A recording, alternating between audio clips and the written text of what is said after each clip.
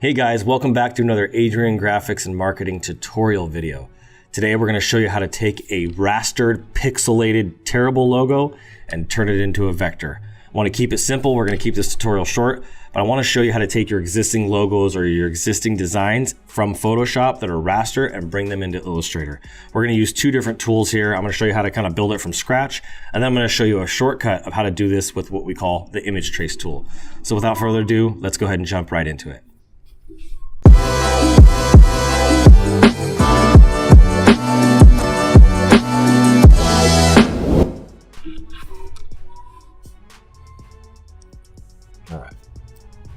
All right, so here we are. We got the logo up on here. I've already set it up in Adobe Illustrator. And as you can see, if you don't know what a rastered image is, raster is pixels. So if someone's asking you, hey, I need a vector logo, and you're trying to figure this out and you're Googling it and you're YouTubing it and you found this tutorial, I wanna make sure that you walk away with clarity of what that means. So Illustrator is paths and Photoshop is pixels. And what I mean by paths, and I'll show you here, as you can see here in Illustrator, there's an anchor point, an anchor point, an anchor point, an anchor point. These are all anchor points that create the box shape. But this is not a vector image, it's just selected a vector size of what the image size is. So what we wanna do is take this logo and turn it into a vector image. So what I'm gonna do to make it easy is I'm just gonna hold down Alt or Option and I'm gonna click and drag and duplicate it onto my next artboard here.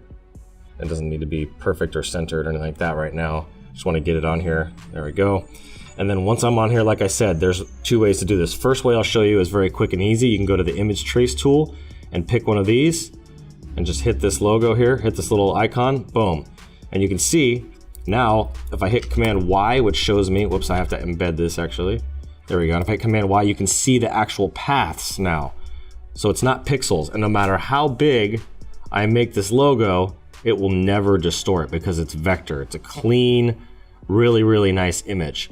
Now, the good thing about the image trace tool, let me just go back a step here, is the fact that you can actually fine tune an adjustment. Some people think that these are your only options, but that's actually not the case. If you go over to your window, you can see here, where does it say image trace? I'll find this here, image trace.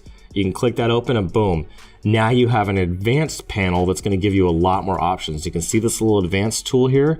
What I do is I hit this and I hit the preview button.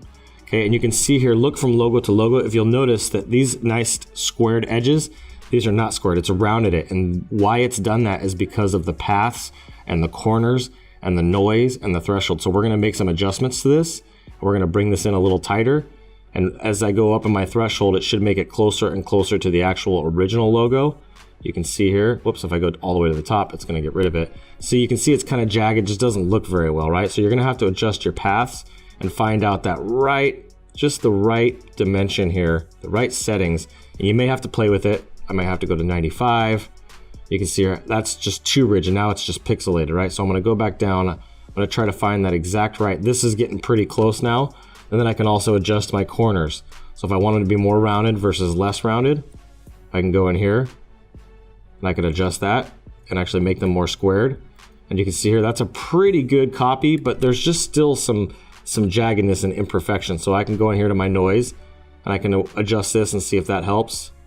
Doesn't look like it did a whole lot as I'm going up and down through here. And then I can also go back into my thresholds and just fine tune and make some adjustments here and really get this thing to look the way I want it to.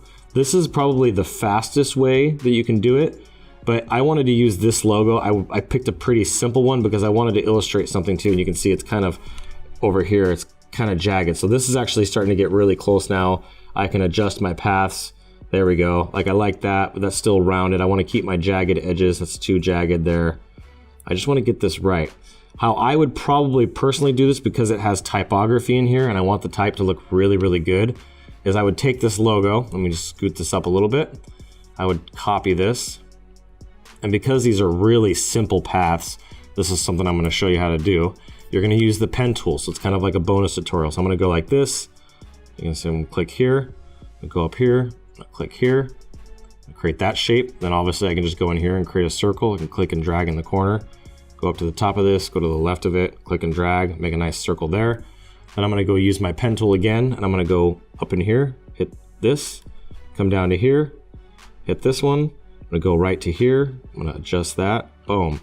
Do the same thing right here, click and drag, In fact, I'll probably go up to here, and then I'll go up into here. Let's see here, right into the corner and make this even bigger to make this easier for you. So I'll go like this, and then I'm gonna go like this, right? And then I'm gonna click all the way up to the top here, click and drag, click and drag. And again, I'm going kind of quickly because I just want to get the point across to you. Then you can go back in here. I can go like right here, maybe meet up where the other anchor is, but right above it, and just hold shift and drag, right? And so just kind of follow that same line. Now when I come up to here, I can continue to follow that same line. And now here I already have the J practically done. So I can go up in here, connect these two. Now you'll see here, I have my pass. Look what I've already created in just a short amount of time. It's clean, it's vector, and I can scale this to any size. Now let's go over here to the B. We'll do the same thing. I'm gonna show you a cool trick that you need to know. You're gonna do this really well. You're gonna go like this, and drag this up. Same thing here, click and drag. And I can actually turn this inside out so you have just the outline so that it's not hard to draw. Boom, right there. Same thing, I'm gonna hold Alt or Option and click and drag this because this is in my way.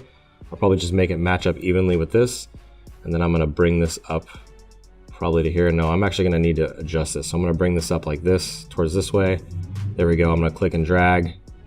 There we go, that looks pretty good. Do the same thing here, click. I'm gonna go up in here, drag. So you're just gonna follow this path around. Now I gotta do the same thing for the inside, right? But one of the things I wanted to show you here, click and drag. Boom, go up here, click, and then up here, click and drag. Want this to look as clean and to match as closely as possible to that JBL. Now I can just probably copy this, click on it, hold down Alt or Option, click and drag. And what I'll do here is I'll just make this bigger because you can tell this one's a lot bigger on here. Bring this in a little bit, boom, perfect, that looks nice. Then I got the L, it's the last letter I got left here. Let me go back to my L tool. And it's like these two are actually pretty similar, but I'm just gonna draw it anyway. So I could do that, boom, boom, boom. Makes it pretty easy when you have a simple logo to work with. If you have a more complicated logo, you're gonna have to probably take more time. This is not gonna be as quick as what you're seeing here, but it's important to just know that you're gonna have to follow these lines this way. If you can't get the image trace to work for you the right way, the way you want it with this advanced panel here, you're gonna have to hand draw it. That's just, there's no ifs, ands, or buts about it. And then obviously the last piece that I need to do is recreate that rectangle. It's almost a square. I'm gonna click and drag that rectangle. If I wanna color it the same, I can go in here, hit that color, boom. Now I delete the image behind it. Okay, and I forgot to show you this trick. So now that you're in here, remember I turned those outlines on. So let me flip it back, there we go. And then I had those two shapes on the inside. What I'm actually gonna do is create what's called a compound path. So you're gonna select those two inside, then you're gonna select the thing that you wanna compound it to. I'm gonna go over here to the Pathfinder tool. I'm actually gonna hit this minus front, boom. And now this is one object. So here we go. I've been able to create the entire JBL logo in just a few minutes here. Let me actually remove this one. You can see here, I'll put these all side by side to each other, boom. And grab this, and I'm gonna group this together. So let me hit Command G or Control G to group it all. So I can put this in here, and you can see the accuracy of this version, even over this version, is better. It's nice and crisp and clear and clean.